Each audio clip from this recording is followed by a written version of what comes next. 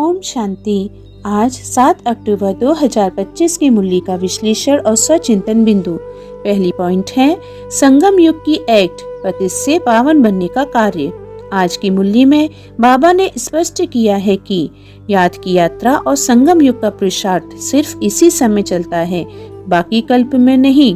यह एक्ट जिसमें आत्मा अपने विकर्म विनाश कर पावन बनती है, सिर्फ संगम युग पर ही रिपीट होती है। पूरे कल्प इस एक संगम युग की कमाई पर चलता है, इसलिए इस समय को पहचानना ही सच्ची समझदारी है, अभी नहीं तो कभी नहीं। दूसरा, याद की यात्रा, विकर्म विनाश और ऊंच पद की कुंजी। बाबा बार बार कहते हैं, बच्चे मुझे याद करो तभी पावन बनोगे।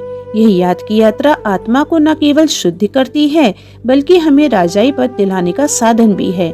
जैसे सूर्य की गर्मी बर्फ को पिघला देती है, वैसे ही परमात्मा की याद हमारे सूक्ष्म संस्कारों को शुद्ध कर देती है।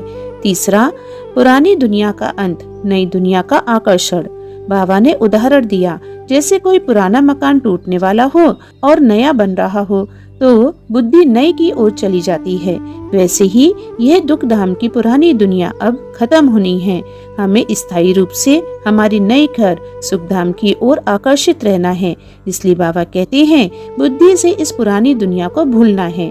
चौथा, देवी देवता धर्म की पुनः स्थापना। देवता धर्म अब प्राय लोप हो रहा है, नाम तक बदल गए हैं। अब बाबा फिर से उसी आदि सनातन देवी देवता धर्म की स्थापना कर रहे हैं, जिसकी कोई शाखा नहीं होती, वह मूल फाउंडेशन है।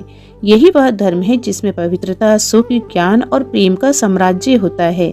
पांचवा, ज्ञान और चित्रों द्वारा सेवा। भारत को शिवालय बनाओ। बाबा ने हम बच्चों को प्रेरणा दी कि तुम वैश्याओं, गरीबों और उपेक्षित आत्माओं को भी ज्ञान देना है। इस वैशाल्य को शिवालय में बदलना है।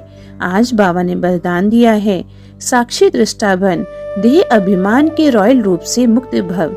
बाबा ने स्पष्ट किया कि किसी की भी बात को नकार देना, तर्क करना, कट करना, यह भी सूक्ष्म अहंकार यानी देह अभिमान है।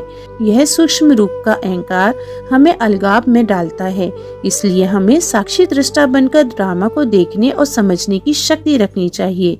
स्मृति, मैं आत्मा साक्षी हूँ, सब कुछ ड्रामा में सटीक एवं यथार्थ है।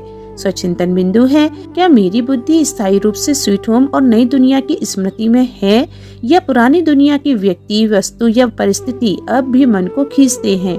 क्या मेरी मनसा सेवा स्वतः शुभ वाइब्रेशन द्वारा चल रही है, या वाणी और कर्म तक ही सीमित सेवा हो रही है? अच्छा, ओम शांति।